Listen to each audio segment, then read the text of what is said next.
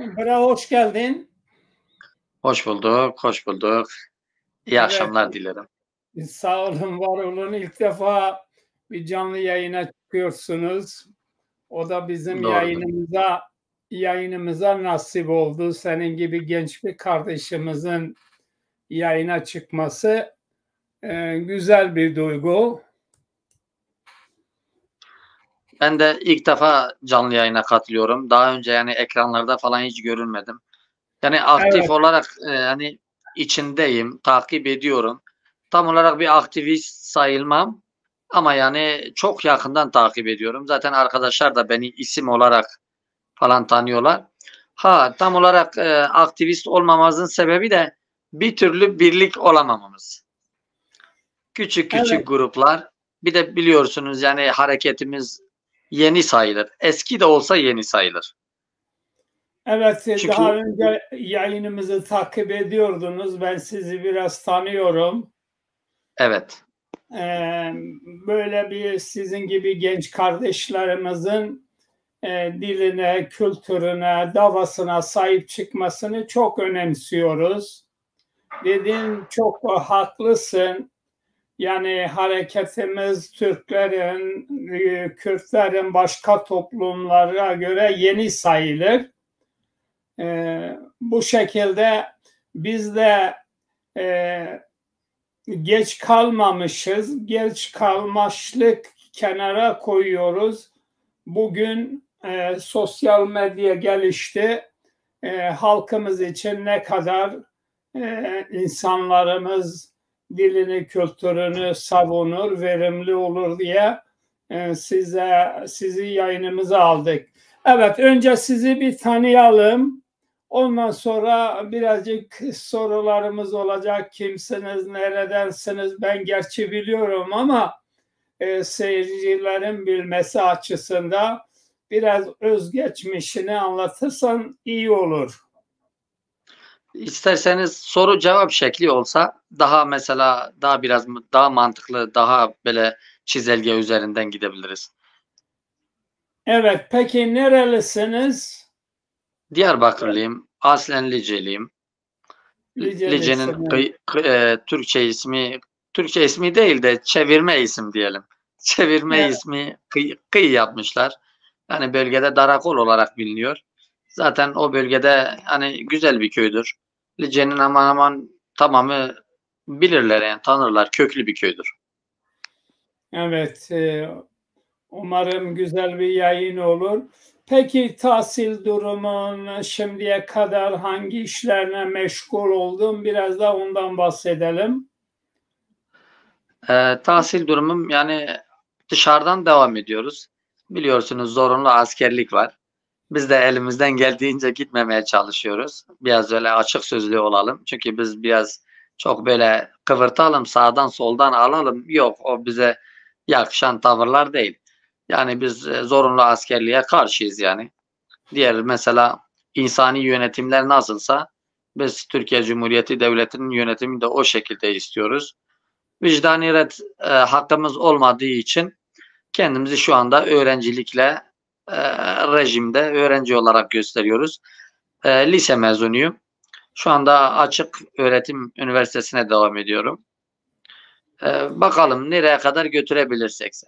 İnşallah başarılı olursun. Peki üniversitede gençler arasında Zaza diline sempati duyan, bu konuda istekli olan, sahip çıkan herhalde çok gençlerimiz var.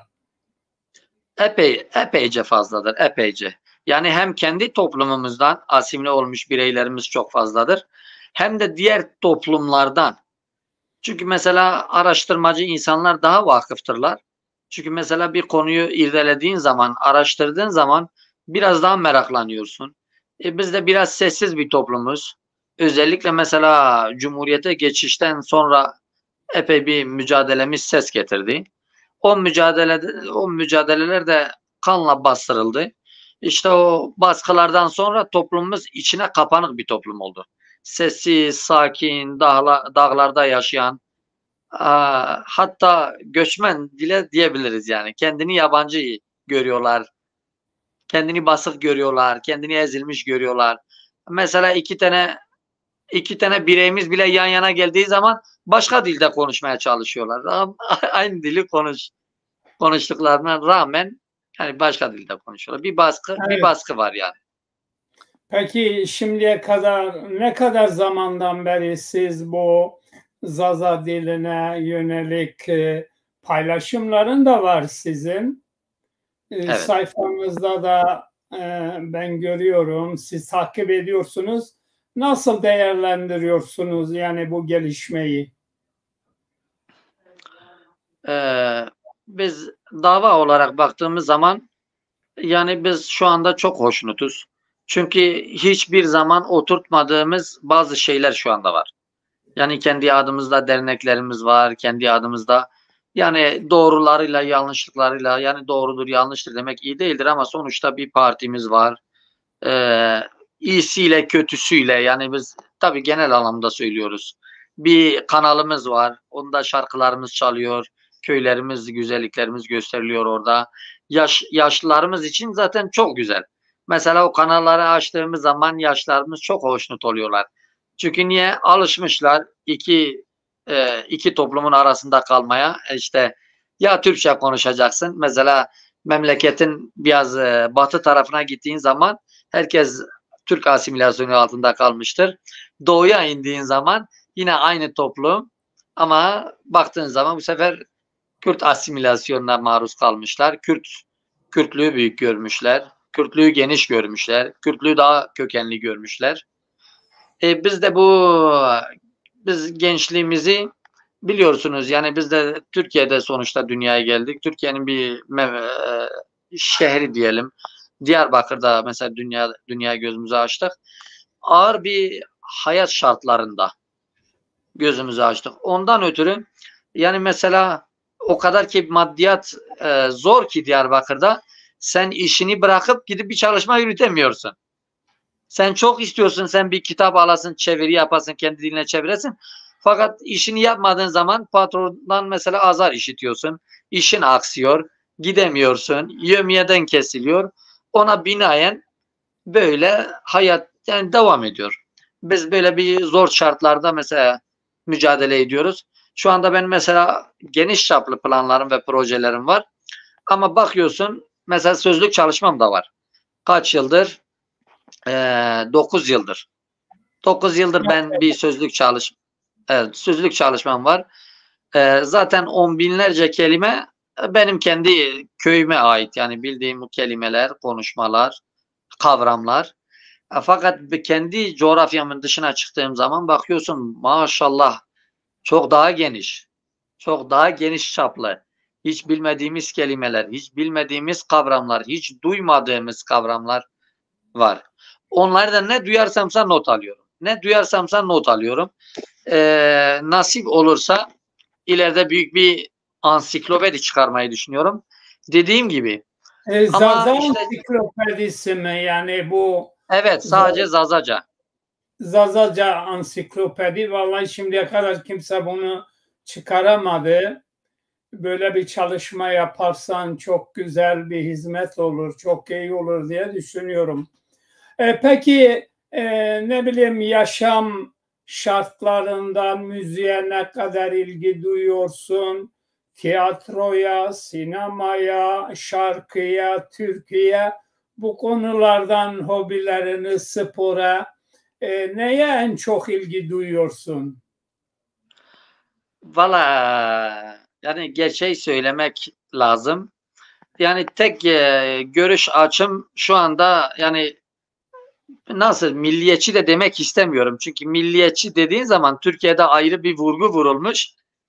Yani ben buna bir Zazaca kelime türetmişim. Daha önce çoğu insan belki duymamıştır ama benim çevremdeki insanlar duyuyordur. Mesela ben buna şarperest diyorum. Halkçı diyebiliriz bunu Türkçe karşılığı. Şarkıperest, evet ilk defa sizde duyuyoruz. Evet. Yani ben sadece istiyorum ki halkıma dönük mücadelem olsun. Yani birliğimiz olsun, beraberliğimiz olsun, ortak kanallarımız olsun. Dediğim gibi mesela şu anda diğer dillere baktığın zaman Yani biraz hile de hurdayla da olsa sonuçta dillerini duyuruyorlar. Ama bakıyorsun nice insan daha bizim toplumumuzun isimlerini bilmiyorlar.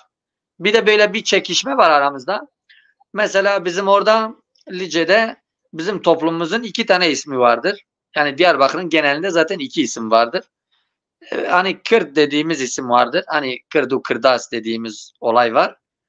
Bir de Zaza dediğimiz olay var. Ben bakıyorum bu arkadaşlar bunlara karşıdır. Bu arkadaşlar onlara karşı. Ama demiyorlar ki ya bu bizim kültürel olarak zenginliğimizdir. Her bir isim bizim kültürel zenginliğimizdir. Her bir kavramımız daha geniş çaplıdır. Böyle Evet. düşünmüyorlar. Ben sadece şu anda mesela tabii yani gündemi de takip ediyoruz. Yani Türkiye Cumhuriyeti Devleti'nin gündemini de takip ediyoruz. Hatta Kürdistan denilen coğrafyanın güneyini, kuzeyinde zaten yaşıyoruz. Mesela güneyini de takip ediyoruz. Ondan sonra Rojava dedikleri küçük bir parça var Suriye'de. Orayı da takip ediyoruz. Çünkü niye? Bizim bilinçli olmamız lazım. Bilgili olmamız lazım. Orta Doğu'da dönen oyunların mesela farkına varmamız lazım. Yani toplumumuzun inançsal yapısını mesela kullanmalarına izin vermememiz lazım. Bölünmeye mesela izin verme. Bir de bu sürekli benim dikkatimi çekiyor. Ben bakıyorum yani biz aynı toplumuz, aramızda küçücük bir çizgi var. Hani mezhepsel olarak. Bakıyorum sanal ortamda bile yani Alevi arkadaşlar, Alevi inancına mensup olan arkadaşlar veya mezhebine bizimkiler hakkında konuşuyor. Ben bakıyorum bizimkiler onlar hakkında konuşuyor. Bana bunlar çok abeş geliyorlar. Böyle gülünecek olaylar olarak geliniyor. Biz bunları aşmamız lazım. Yani ben hobiden ziyade böyle vardır. Yüzmem vardır. Spor yapıyorum. Spor salonuna gidiyorum. Arkadaşlarla takılıyoruz. Tiyatroya gidiyorum. Hatta Zaza tiyatro kaç sefer oldu burada. Hiçbirini kaçırmıyorum. Türk sinemasını takip ediyorum. Hatta dünya çapında mesela olan bazı filmleri takip ediyorum. Ama genel olarak tek amacım şu anda şarperestlik. Evet, çok halkçı bir Zaza toplumu olarak düşünüyorsunuz. İnşallah. Tabii ben geniş düşünüyorum. Evet, çok güzel. Peki siz biliyorsunuz Zazaların birçok grupları oluşmuş. O grupların içinde en çok hangi yayını izliyorsunuz? Yani bizim yayınımız var. Başkalarının da yayın çalışmaları var. Bu arada en çok ilginizi çeken, size daha gerçekçi gelen hangi gruplar var? Şu anda takip ettiğim tek bu, yani hepsini takip ediyorum ama bana samimi gelen, çalışma yürüten, gerçekten de bu halk için, bu toplum için, bakın ben şu anda Zaza İhsan'ı takip ediyorum yani. Yani bir yalan, az önce de söyledik, yalan bize yakışacak bir şey değil zaten, biliyorsunuz zaten. Yani din olarak da biz Müslümanlığı inşallah geçmişiz, mumi sayılırız. Allah'ın vasfettiği bazı şeyler vardır, onlara çok dikkat ediyoruz. Ben şu anda sizin takibinizi birinci kademede tutuyorum. Niye? Bana samimi geliyor. Çünkü benden olandır. Gerçek olanı yansıtandır. Ama diğerlerini takip etmiyorum desem de yalandır. Hani biliyorsunuz bizim halkımız sonuçta 1000 yılı aşkın bir süredir hani diğer grup, yani kurmancı arkadaşlarla beraber yaşıyorlar. Yani kız almışlar, kız vermişler, ticaret yapmışlar. Hatta onların aileleri Zaza, bazı aileleri Zazaca konuşuyor. Bizim Zaza birçok aile ve efradımız da kurmancı konuşuyor. Yani bir aralarında bir şey bile olmuş, yani asimilasyon mu diyelim, değişim mi diyelim. Evet. Kırmançki. O diğer grupları da takip ediyorum. Tabii onlar Kürt siyasal hareketinin kontrolü altındadırlar ve onlara yakın bir çizgidedirler. Onlarınki biraz daha ulus devlet anlayışı, ulus toplum anlayışı üzerine olduğu için ben karşıyım ona. Evet. Peki Zaza tarihi hakkında bilgilerin var mı? Hangi kitapları okudun? Zaza tarih kitapları konusunda. Zaza tarihini hani sizin de vakıfiyetiniz vardır. Epey insan yazıyor, çiziyor. Onlar kendi tarafına çekiyor, öbürleri kendi tarafına çekiyor. Hatta bazı Araplar zaten Zazaların aslı Arap diye not edinmişler bazı kitaplarında. Hani aslen bunlar Zazadılar. Mesela Selahaddin Eyyubi'nin ailesine denildiği gibi. Mesela Arap tarihçiler Selahaddin Eyyubi'nin bağlı olduğu aşirete, kendisi Dımli aşiretlerinden birine bağlıdır. Dımli Konfederasyonu'ndandır. Mesela bazı Arap tarihçiler öyle geçmiştir. Sen yurtsever kesim mesela hani Güneydoğu'da bu diğer gruplara baktığın zaman zaten direktmen Zazaca'yı dil olarak görmüyorlar, lehçe olarak görüyorlar. Tabi zaten biliyorsunuz biz buna kesin suretle, şiddetle karşıyız. Yani biz çünkü niye?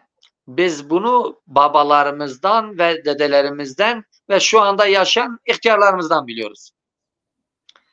Ben sürekli mesela Zazaca lehçedir diyen çevremde hem Zazalar olsun hem Kurmancı arkadaşlar olsun. Bazı insanlar diyor ki Zazaca veya Kurmancı veya falan şey lehçedirler. Bunların üst kimliği falan vardır. Dedim biz üst kimlikçi olursaksa 1920'lerden ne geri kalır yanımız olacak? Evet, doğru. Aynı şey olacak. Zart zurt olmuş, kart kurt olmuş. Böyle. Bunu söyleyince arkadaşlar anlıyorlar. Biraz daha anlayış gösteriyorlar. Çünkü biz delilerle konuşuyoruz. Ben diyorum mesela şu anda ben mesela dayılarım vardır. Annemin dayıları, babamın dayıları böyle yaşlıdırlar. Ben onlarla görüşüyorum. Ben diyorum şimdi biz Zazaca söyleyeyim. Maksat kelime tam olarak yerini bulsun. Ezvana enka mazazaki haberi da ma zamanı maçıyor. Misal halim var mazazaki haberi da. Ezvana zazaki zamanı vanu zamanı. Misal daim demiyor bu zaravadır veya lehçedir veya fektir. Mesela Kurmancı'nın fekleri vardır. Mesela Diyarbakır'daki ağırlıklı zaten Silvan'la şeydedir yaşıyorlar. Silvan ve Bismil arasında çoğunlukla yaşıyorlar. Mesela onların bir ağzı vardır. Kurmancı bir ağız konuşuyorlar. Fesih bir Kurmancıdır. Ama mesela sen bugün Şırnak'a gittiğin zaman birbirlerini tamam kelimeler aynı ama ağız yani lehçe farklı. Ama bunlar aynı etnik unsurdan. Ama mesela ben ayrı bir dilde konuşuyorum yani. Bunu söylediğin zaman arkadaşlar anlayış gösteriyorlar. Tamam diyorlar dil olun ama yine bizden olun. Allah Allah. Peki hocama sizin köyünüzün nüfusu ne kadar, neyle geçiniyorlar? Yaşam koşulları nasıldır? Hayat pahalılığı ne durumda? Maddiyat olarak böyle köyümüzde derseniz çok zengin değiller. Ama var mesela topraklı köylülerdirler. Topraksız değiller. Şimdi bizim zaten asıl olarak yan köyden gelmeyiz. Belki vakıfiyetiniz vardır, belki duymuşsunuzdur. Türkçe ismi Karpuzlu diye bir köydür, Herta'dır. Biz Evet. aslen Herta'dan şu anki Darakol köyümüze gelmişiz 300 yıl önce. Herta'ya da gelişimiz yani 1200 yıl falan oluyor. 1150 mi? 1200 yıl falan oluyor. Çok da Ne gibi bir sorun olmuşsa o zamanki yönetimle, Araplarla, Zazalarla alakalı bir şey var. Yani bizim aile o zamanlar Musul tarafından geliyorlar. Elimizdeki bilgilere binaen söylüyorum yani Musul tarafından gelmişler. Musul'a da İran tarafından geçmişler. Evet.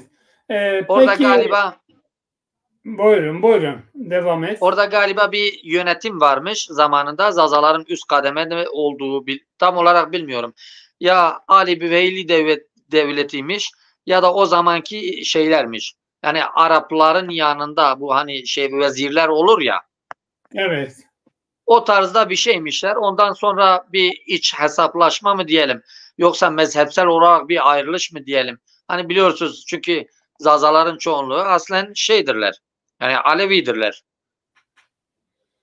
Evet. Ondan Peki oradan gelmişler. evet, çok güzel şeyler söylüyorsun.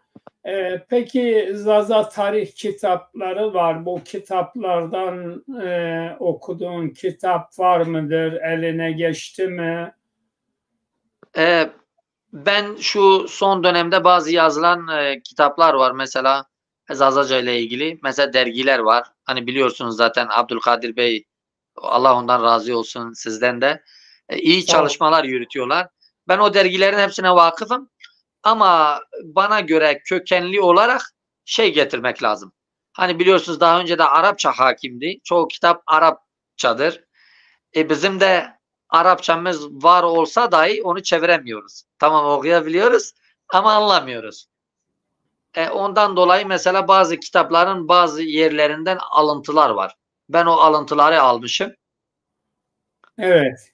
O alıntılara vakıfım. Ama derseniz ki mesela falan kitap ancak onları kendi çalışmalarım var, kendi notlarım var, kendi zaten küçük bir odam var. Çoğunlukla yazıtlarımı falan notlarımı orada tutuyorum.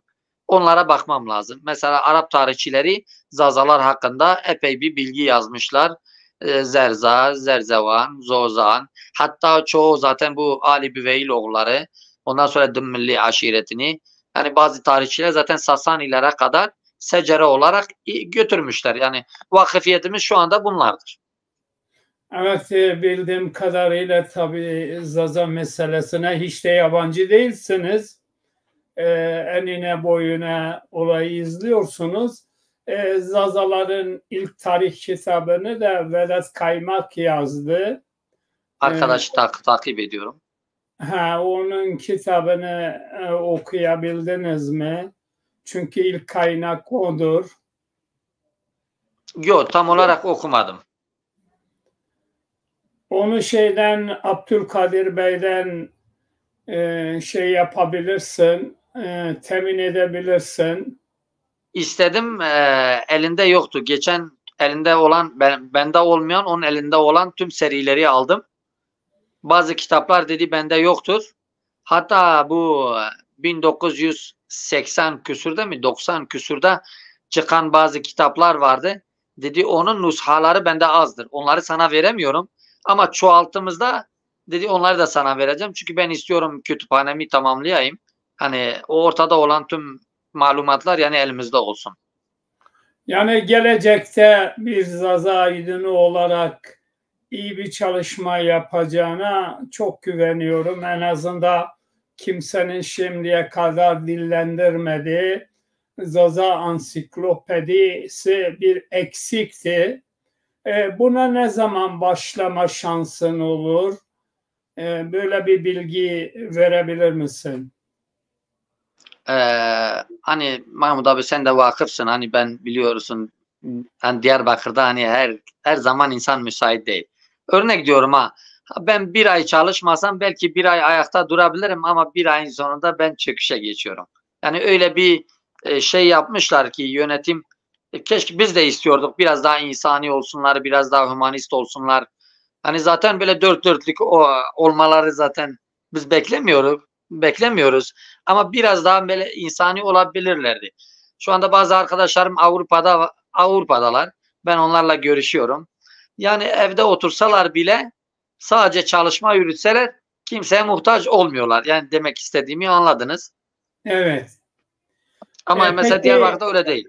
hocam, şimdi birkaç gün önce bir program yaptık. Bingöl'den, birçok bölgelerden gençler hepsi yurt dışına çıkıyor. Yani bu tabii Zaza toplumu için büyük bir kayıp.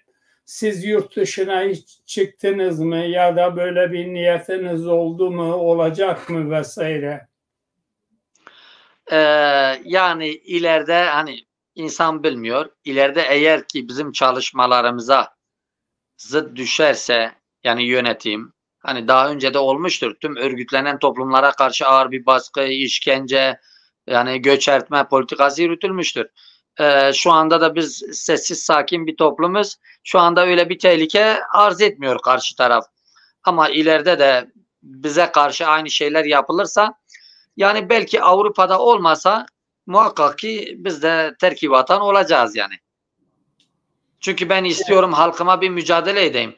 Ben cezaevinden kolay kolay mücadele edemem. Hatta dışarıda olmama rağmen fazla bir çalışma yürütemiyorum toplumumuz Evet. hakkında. Bir de yani insan rehin tutulduğu zaman yani %90 seni bağlıyorlar. %10'la da bir şey yapamıyorsun. Tamam.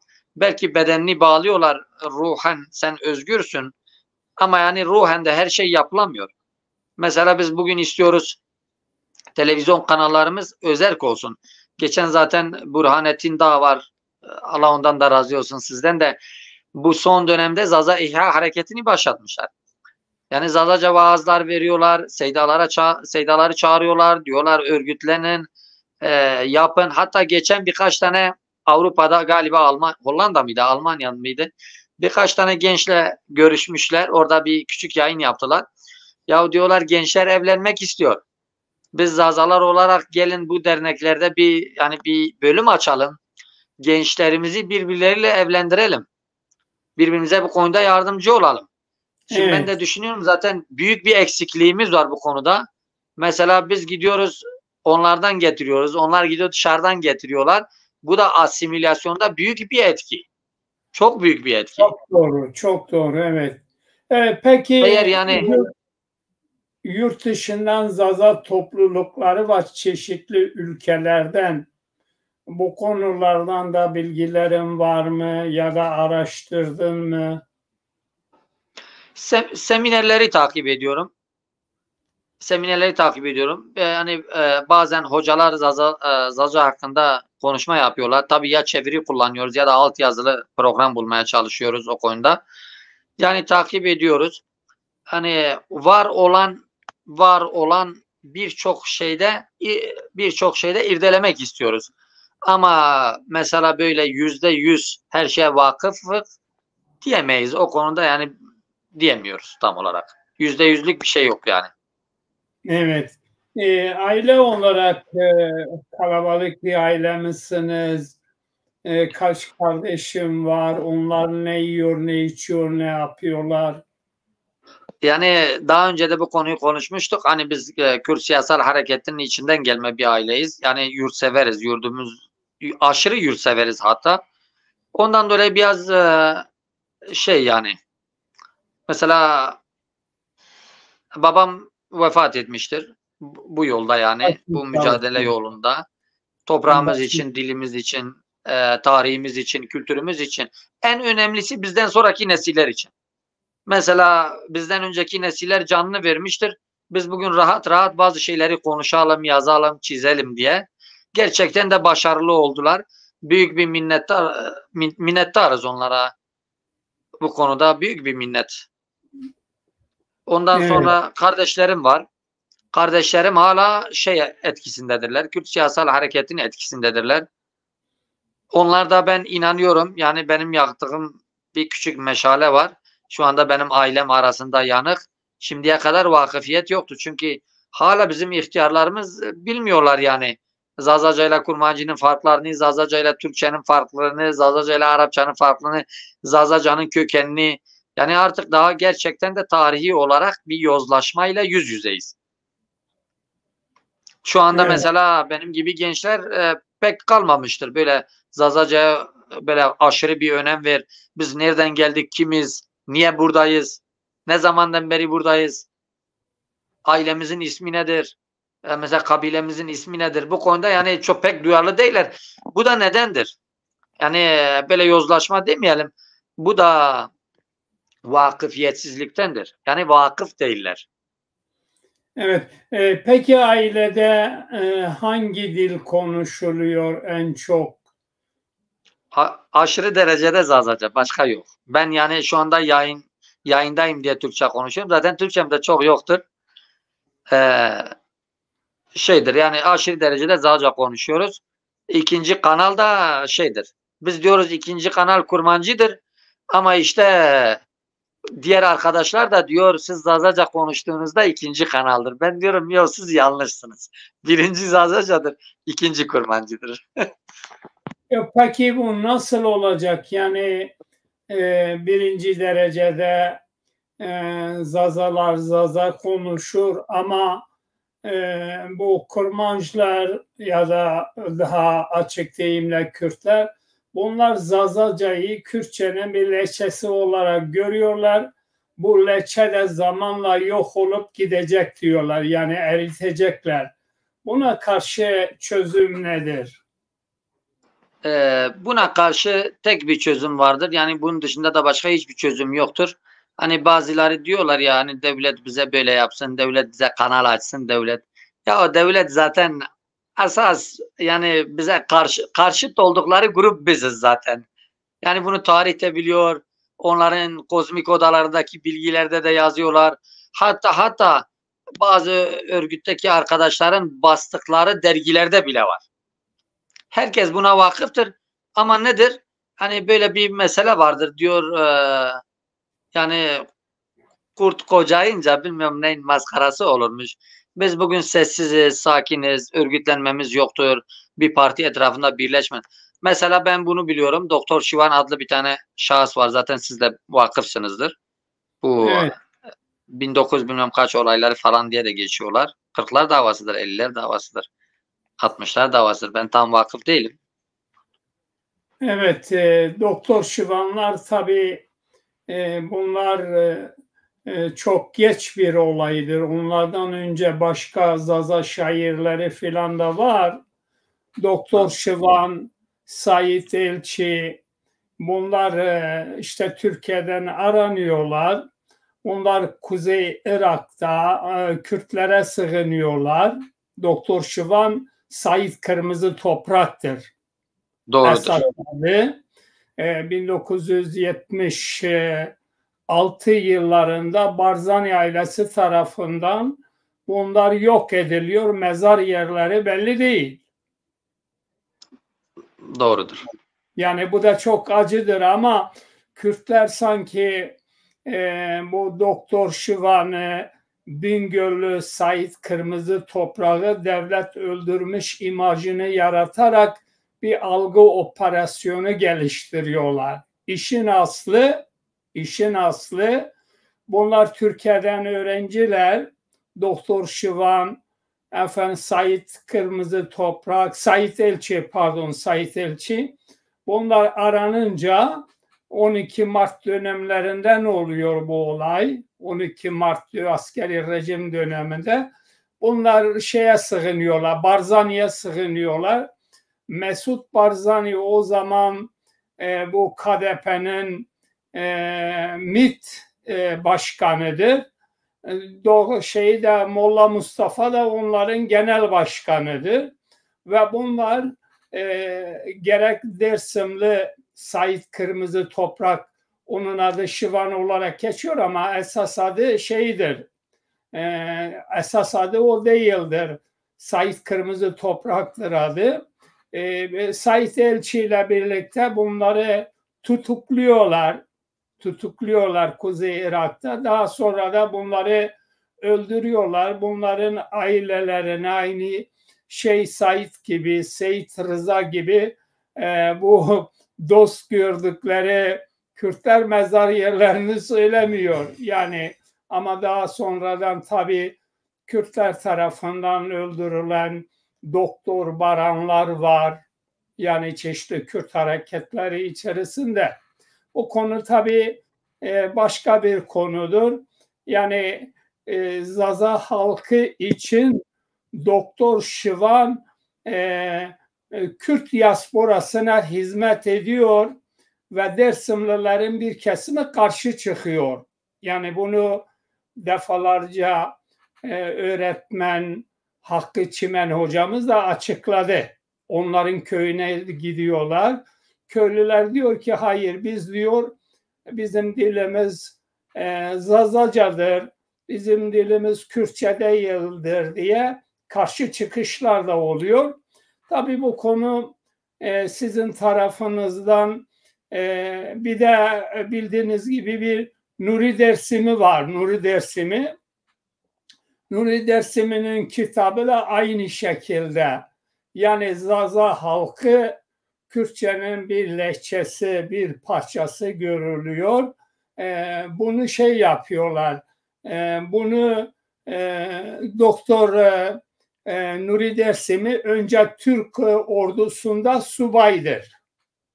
Yani Koçgiri'de de faaliyetlerde bulunmuş.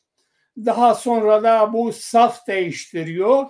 Kürtlerin safına geçince bu sefer önce Türklere hizmet ediyor, sonra da Kürtlere hizmet ediyor. Yani bu Zazaların durumu bugün bile birçok Zaza bu pozisyonda. Yani önce Benim de kendine bir çözüm getirmen lazım. Kendi halkının dilini, kültürünü, herkes dil mücadelesi veriyor, kültür mücadelesi veriyorsa önce bunları bilmek lazım. benim de değinmek istediğim oydu zaten. Örnek olarak söylüyorum. Mesela Doktor Şivan ve ondan önceki hareket ve ondan önceki ve ondan sonraki hareketlerden biri başarabilseydi, kendi kimliğiyle bugün büyük mücadeleyi büyütebilseydiler, şu anda Güneydoğu'da yani bizim yani konumuz çok farklı olacaktı. Dilimizin Aynen. konumu çok farklı olacaktı. Örgütlenmemizin nasıl söyleyeyim, örgütlenmemizin konumu çok farklı olacaktı. Şu anda diğer grubun yerinde biz olacaktık. Onlar böyle sınırda yaşayan, göçebe, böyle dilleri çok az, hatta yok olma tehlikesi altında olan diğer gruplar olacaktı, yani biz olmayacaktık. Aynen böyle. Tabii şimdi bunun yurt içi boyutu bu derecede. Ama bir de yurt dışı boyutu var. Bu Avrupa'da işte 12 Eylül askeri darbe gelince insanlar yurt dışına çıkıp oturum almak için işte Kürt olarak başvuru yapıyorlardı. Şimdi Kürt olarak başvuru yaptıkları zaman artık onun Zaza'ya sahip çıkması zorlaştı. Ama şimdi artık Zazalar da, bu Avrupa ülkelerin çokları Zazaları bir halk görüyor. Yani Almanya Zazaca ders veriyor birçok eyalette. Başka ülkelerde böyle. Fransa'da artık Zazalar bir halk kategorisindedir. Zazalar da yavaş yavaş kendi kimliklerini yurt içinde, yurt dışı diasporada ortaya koymuş bulunuyorlar. Yani burada da zarar oldu. Eğer iltica olmasaydı, işçi olarak o insanlar gelseydi eşit halklarda, yurt dışından bu kadar asimilasyon olmazdı. Yani Zaza asimilasyonu olmazdı. Durum, vaziyet budur. Umarım bundan sonra güzel yayınlarımız olacak. Birçok tarihçi arkadaşlarımızla birlikte siz de buna iştirak edersiniz. Güzel bir çalışma yürütebiliriz yani. Zaza dili bütün dillerin anasıdır. Yani bunu birçok yabancı dil bilimci de bunu ortaya koymuş. Ama sıradan politikleşmiş, okuma yazması olmayan insanlar Zazaca'ya gelince hemen diyor ki ya, particilik yapıyor. Diyor ki ya işte bu Kürtçedir, ha bu kelime buna benziyor. Ama işin özüne baktığımız zaman Zazaların sayıları Kürtlerden farklı. Zazaların anne babasına hitap etmesi Kürtlerden farklıdır. Piyeme mayama diyor. Yani Kürtler piyeme mayama demiyor. Babam ya da annem benzeri ya da gel git. Yani benzerliklerden yola çıkarak bu parti meselesinden dolayı Zazaca halkı hala kendi kimliğini sahip çıkamaz duruma getirilmiştir. Doğrudur. İşte biz de istiyoruz yani mücadelemiz temiz bir mücadele olsun. Çünkü haklıyız. Yılmaz Güney'in dediği gibi kazanacağız. Evet, ama işte er veya geç nasıl olacak? Onun tarihi tekerrürden ibarettir. Bazen yani ben okuduğum yani tarih şeydir. Sürekli bir el değiştirmedir. Bugün mesela nasıl söyleyelim, iktidarlık bazı insanların, bazı grupların elinde olabilir. Yarın yani bizim de olabilir. Hiç bilmiyoruz. Yani bu konuda da biliyorsunuz hani biz biraz da şeyiz dedik ya, hani inancımız var. Allah diyor biz o zayıf toplumu istiyorduk orada iktidar yapalım. Biz öyle umuyoruz. İnşallah Allah bize nasip edecektir. Peki, ben size çok çok teşekkür ederim. Soracağım Asıl ben bir teşekkür soru var ederim. mı? Soracağım bir soru var mı? Yok benim yok zaten biliyorsunuz vakıfız. Ben sizi çok seviyorum ve takip ediyorum. Sağ Tabii olun sizin gibi diğer arkadaşlara da böyle aşırı bir hürmetkarlığım var. Yani bu bunca insanın içinde hatta milyonlarca insanın içinde sizin gibi insanlar pek az. Ve gurur duyuyorum. Neyle gurur duyuyorum? Bu azminize. Şimdi kesin sizin de akrabalarınızdan, çevrenizden, bazı toplumlardan olumsuz yorumlar vardır. Bakın bunlar bölücüdür, bunlar bizi bölüyor, bunlar ayırt ediyor. Onlara denilen sözleri onlar bize söylüyorlar. Ben öyle umuyorum ki yani sizin de vardır kesin. Çünkü benim var. Ben Evet, şimdi evet, mesela evet. örgütlenme aşamasında olduğum için komşularım, akrabalarım, çevrem bana şu anda örgütçü diyorlar. Desinler ben hoşnut oluyorum. Ben size başarılar diliyorum. Tabii dediklerin çok doğrudur. Bu her çevrede vardır. Bizim aile çevremizden de değişik fikirde insanlar var ama özellikle yeğenlerim, kız kardeşlerim bunlar hep Zaza Partisi'nin kurucuları arasında yer aldılar. Bunları teşvik ettim. Çok güzel. O da bir şanstır çünkü biz o zaman eleman bulamıyorduk Zaza Partisi'ni kurarken. O boşlukları doldurmak için yaşlı genç demeden 7-8 tane akrabam var parti içerisinde, ya il teşkilatı ya kurucu ya bilmem ne, bu şekilde çabalarımız sürüyor. Başka bir yayında gene görüşmek dileğiyle, özelde de görüşürüz.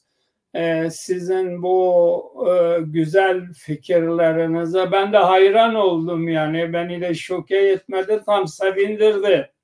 İnşallah daha güzel olacak diye ben ahol diyelim.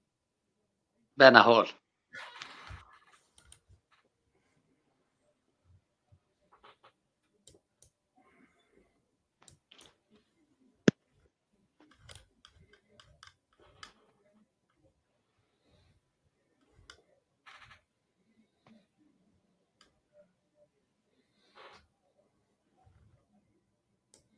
Merhaba sayın Zazalar.